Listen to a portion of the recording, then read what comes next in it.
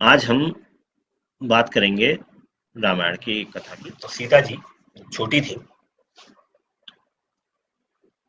तो छुटपन में अपनी सहेलियों के साथ बगीचे में खेल रही थी। जब खेल रही थी तो खेलते खेलते एक पेड़ के ऊपर एक शुक और शुकी, तोता और तोती बैठे हुए बात कर रहे थे।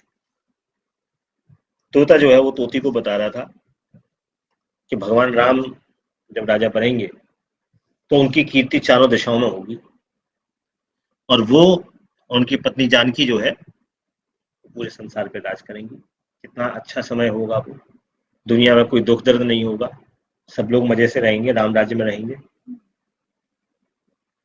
जब वो तोता तोती ऐसी बात कर रहे थे तो सीता जी ने उनकी आवाज सुन ली, क्योंकि तोता जो होता है, तोते की खास बात होती है वो थोड़ा बहुत आदमी की आवाज में बोल सकता है। सीता जी ने जब छोटी थी तो उन्होंने उसकी आवाज सुन ली और सैनिकों को भेज करके उस तोता और तोती को पकड़वा लिया और पकड़वा करके उनसे पूछा, दोनों को बुला करके, कि भाई आप जिनके बारे में बता रहे हो राम, ये कौन है? तुम दोनों कहां से आए हो और तुम्हें सीता के बारे में कैसे जानकारी हुई? इन सैनिकों ने तुमको पकड़ रखा है पर तुम्हें घबराने की जरूरत नहीं है। तुम मुझे सही सही बताओ कि तुम्हें ये सब बातें कहां से पता चली। तो तोते ने बताया कि हम वाल्मीकि ऋषि के आश्रम में रहते थे और वाल्मीकि ऋषि ने जो है रामायण नाम का एक बड़ा सुंदर ग्रंथ की रचना की है और अपने शिष्यों को वो रोज रामायण ग्रंथ पढ़ाते थे। तो जब वो उनसे अभ्यास कराते थे तो हमें भी वो रामायण ग्रंथ जो है वो सुनने को मिला और हमें भी काफी कुछ याद हो गया। बारंबार सुनने से हमें भी वो याद हो गया। अब जो आप पूछती हैं कि राम और सीता कौन है, महर्षि ऋष्यशृंग जो है वो पुत्रेष्टि यज्ञ कराएंगे और पुत्रेष्टि यज्ञ कराने से भगवान विष्णु 4 शरीर धारण करेंगे। ठीक है। और उन 4 शरीर में भगवान श्री राम जो है विश्वामित्र जी के साथ अपने छोटे भाई लक्ष्मण जी के साथ मिथिला आएंगे और मिथिला की जो राजकुमारी होंगी जानकी, उनके स्वयंवर में एक ऐसे धनुष को जिसको कोई उठा नहीं पाएगा, उस धनुष को वो तोड़ेंगे और जानकी जी से उनका विवाह होगा। फिर जब विवाह हो जाएगा तो बहुत वर्षों तक राम और जानकी जो है संसार पर राज करेंगे। ये सब हमने आपको संक्षेप में बता दिया कि हम कहां से आए हैं और राम सीता कौन है। सीता जी को बात सुनने में बड़ी अच्छी लगी क्योंकि वो बात उन्हीं के बारे में थी जो तोते को नहीं पता था कि यही सीता है। सीता जी को ये बात सुनने में बड़ी अच्छी, उसने कहा कि हमने आपको सब कुछ बता दिया, अब आप हमें छोड़ दो, मैं जाने दो। तो सीता जी बोली कि आपकी इतनी सुंदर सुंदर और अच्छी अच्छी बातें सुनकर के मुझे जो है आपकी बातों पर मोह आ गया। सीता जी ने कहा कि नहीं, अभी तो आप मुझे थोड़ा और बताओ कि रामचंद्र जी जो है वो किस राज्य में होंगे, किसके पुत्र होंगे, देखने में कैसे होंगे, क्योंकि उनके बारे में बात हो रही थी, देखने में कैसे होंगे, और जो तुम सीता बता रहे हो वो सीता को कैसे ग्रहण करेंगे, ये सब बताओ। तोता तोती ने बताना शुरू किया कि भगवान श्री राम जो है वो अयोध्या में होंगे। उनका जो चेहरा होगा वो कमल की कली की तरीके से होगा, सुंदर होगा। उनकी जो भौएं होंगी वो काफी बड़ी होंगी, भौं उनकी काफी बड़ी होंगी।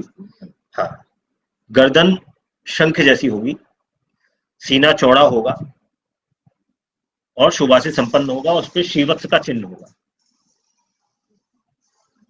सीने पे श्रीवत्स का चिन्ह होगा। श्रीवत्स एक चिन्ह होता है, विष्णु जी के सीने पे रहता है। ठीक है। और वक्षस्थल चौड़ा होगा, उत्तम होगा, शोभा संपन्न होगा, उसमें श्रीवत्स का चिन्ह होगा। उनकी जांघें सुंदर होंगी, कमर जो है वो शोभा से युक्त होगी और दोनों घुटने निर्मल होंगे और उनके चरण जो है वो कमल की पंखुड़ियों के समान कोमल होंगे, सुंदर दिखेंगे और बहुत से लोग उनके पैरों में सदैव जो है सेवा करते हैं।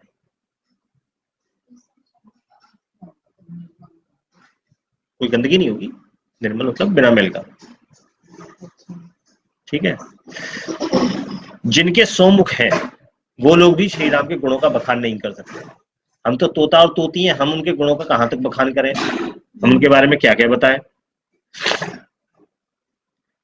उनका जो रूप होगा वो इतने सुंदर है कि जो दुनिया में सबसे सुंदर स्त्री है लक्ष्मी जी, वो तक उनके रूप में मोहित हो गई, तो फिर इस संसार में ऐसी कौन सी दूसरी स्त्री होगी जो उनके रूप में मोहित ना हो।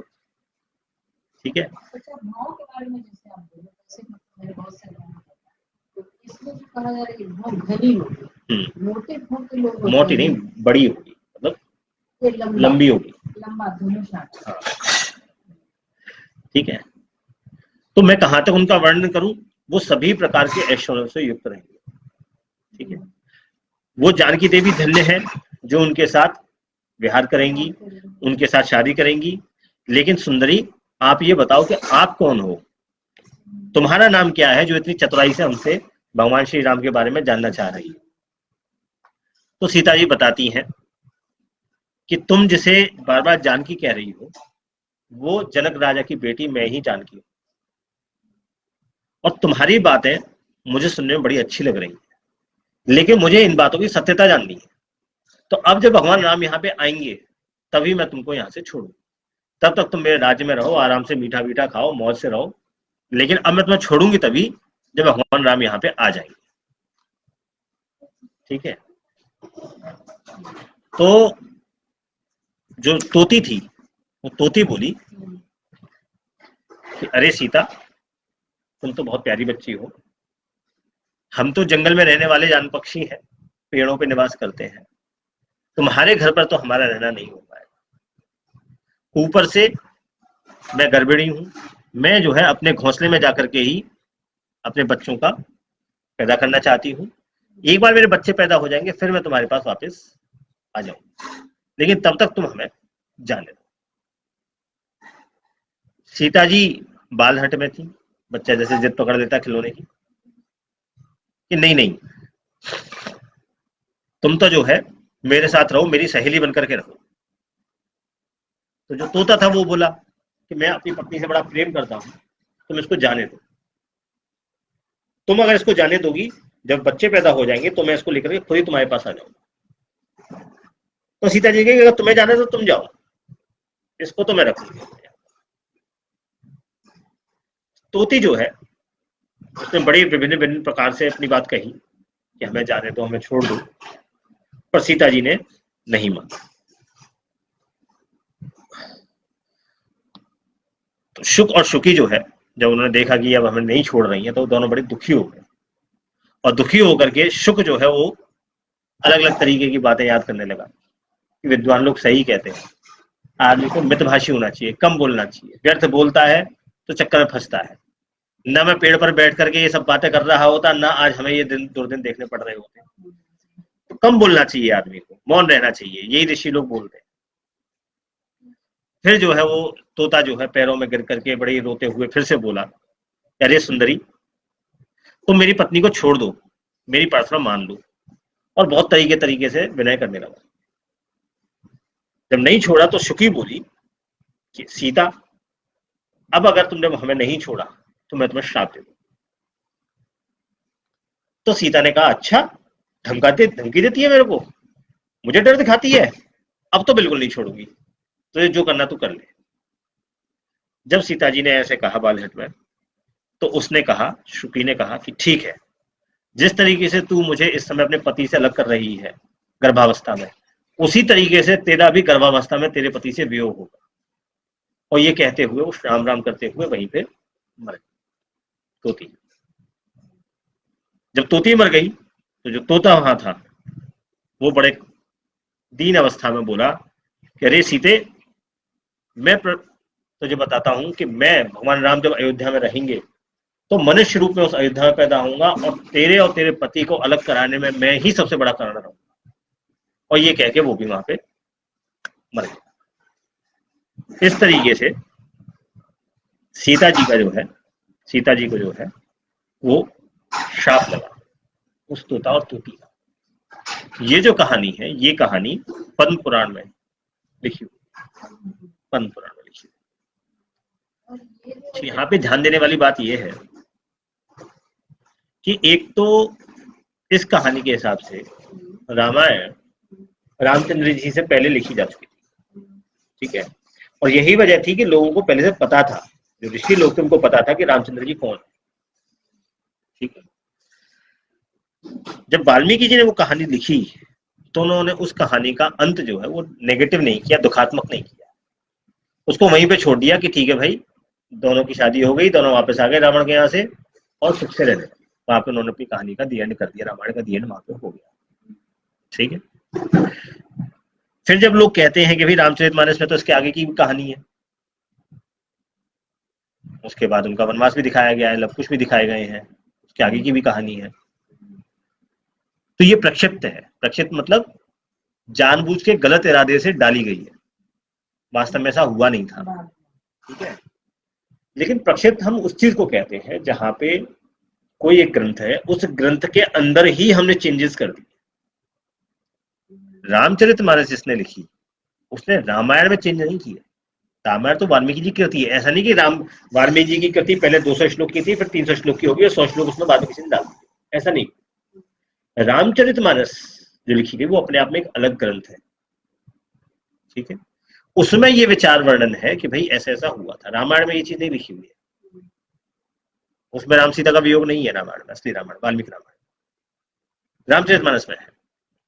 तो रामचरितमानस में फिर ऐसा वर्णन क्यों है? या तो हम इस वर्णन को गलत मान लें, हाँ ये जो लिखा हुआ है ये रामचरितमानस में लिखा हुआ है कि भाई वो अलग हो गए थे, फिर लव कुश हुए थे, ये सब हुआ था। तो ये सब वर्णन क्यों है रामचरितमानस में? क्योंकि रामचरितमानस जब तुलसीदास जी लिखते हैं तो तुलसीदास जी पहले कहते हैं कि नाना पुराण निगमागम सम्मत रामायण निगदितम क्वचिदपि स्वांतः सुखाय तुलसी रघुनाथ गाथा भाषा निबंध मति मंजुल मापनो। तुलसीदास जी कहते हैं कि मैंने नाना पुराण, अलग अलग पुराण पढ़े, निगम आगम सम्मत, आगम और निगम की जितनी भी पद्धति है उन सब के हिसाब से स्टडीज की, बहुत सारे ग्रंथों को पढ़ा, रामायण को पढ़ा, बहुत सारी रामायण है उन सबको पढ़ा। उन सबको पढ़ने के बाद मैं अपने सुख के लिए ये रामचरितमानस भाषा निबंध में लिख रहा हूँ, भाषा में लिख रहा हूँ। ठीक है। तो उन्होंने जहां जहां अलग अलग संदर्भ दे रखे थे अलग अलग जगहों पे, उन सबको मिला करके रामचरितमानस लिखी। हाँ, स्वांत सुखा। ठीक है। तो जब उन्होंने अलग अलग ग्रंथों से, अलग अलग रामायणों से, अलग अलग पुराणों से, अलग अलग जगहों से संदर्भ उठा करके वो रामचरितमानस लिखी, तो अब हमारे पास क्या ऑप्शन बचता है? या तो हम ये कहें कि भैया रामचरितमानस जिसने लिखी थी वो बेवकूफ आदमी था, तुलसीदास जी बेवकूफ थे, उन्होंने गलत लिखी। पर ऐसा तो नहीं कह सकते, इतना बड़ा ग्रंथ लिखा उन्होंने। ठीक है। उन्होंने उसमें छंद डाले हैं उसमें, तो जो छंद में लिखता है वो आदमी को बेवकूफ नहीं कहा जा सकता। ये कह सकते हैं कि भाई वो जो उन्होंने रेफरेंसेस लिए हैं गलत लिए होंगे, पर ये भी नहीं कह सकते क्योंकि उन्होंने जो रेफरेंस लिए वो लिए भी तो हमारे ही शास्त्रों से हैं, हमारे ही पुराणों से लिए हैं, हमारे ही आगम और निगम पुराण शास्त्रों से लिए गए, तो रेफरेंस गलत कैसे हो सकते हैं? लव कुश के बारे में अन्य अन्य पुराणों में भी लिखा हुआ है, वनगमन के बारे में भी लिखा हुआ है, और ये जो संदर्भ दिखाता है ये दिखाता है कि सीता का वनगमन किस श्राप की वजह से हुआ। तो जब संदर्भ है, अब या तो हम ये कहेंगे पुराण भी गलत है हमारे, तो ऐसे तो हम एक चीज को गलत करने के लिए 10 अलग अलग चीजों को गलत करना शुरू कर देंगे। अगर आप पुराण को सही मानते हैं तो फिर आप इसको भी सही मानिए, हाँ भाई ये संदर्भ है, इस संदर्भ के बेसिस पे ये बात कहेंगे। रामायण जहां तक लिखी गई it was not the end, वहां पे रामचंद्र जी के जल में जाने का वर्णन नहीं है कि वो सीधे सीधे खत्म हो गए, बात खत्म हो गई, ऐसा नहीं है। उसके आगे कहानी हो सकती है, उसके आगे कथा हो सकती है, लेकिन वो क्योंकि सुखात्मक नहीं थी इसलिए उसको ग्रंथ में हो सकता है न लिखा हो। रामचरितमानस में उसको अलग अलग संदर्भ लेकर के उसको लिख दिया इकट्ठा करके। ये हमारे ही ग्रंथों से लिया गया है तो हम इसको गलत कैसे कहें कि भाई वो तो सही है ये गलत है? ये गलत कैसे? अगर हम इसको गलत कहते हैं तो फिर अपने ग्रंथों को भी गलत कहेंगे, हम अपने ही पुराणों को, हमारी आगम निगम शास्त्रों को गलत कहेंगे, जो बात सही नहीं है। ऐसा नहीं होना चाहिए। हमें अपने पुराणों पर, हमारे शास्त्रों पर और विद्वानों पर जिन्होंने उसको लिखा है, जिस रामचरितमानस को घर घर में पढ़ा गया है, उस पर क्वेश्चन इस तरीके से नहीं करने चाहिए कि इसमें ये चीज प्रक्षिप्त है, ये चीज में बाद में डाल दी गई, ये चीज गलत है। अरे भाई आपने उतना अध्ययन नहीं किया है, आपने अपने उतने शास्त्र नहीं पढ़े हैं जितने रामचरितमानस लिखने वाले ने पढ़े होंगे। अध्ययन करने के बाद लिखा हुआ, उसने पहले ही घोषणा कर दी कि मैंने बहुत अध्ययन करने के बाद ये चीज लिखी है, आपसे ज्यादा रिसर्च की थी। या तो आप भी रिसर्च करिए, आप प्रूव कीजिए कि हमारे पुराणों में जो लिखे हुए गलत लिखे हुए हैं, जो रामचंद्र जी का संदर्भ दिया हुआ है, गलत लिखा हुआ है, या तो आप भी लिखिए, और नहीं है तो फिर मानिए। उनके ऊपर ये क्वेश्चन ना करें कि ये तो गलत डाल दिया, ये तो अनजाने में डाल दिया, ये तो किसी दुष्ट आदमी ने उसमें घुसेड़ दिया, ऐसा नहीं है। बहुत सोच विचार करके उसमें लिखा गया।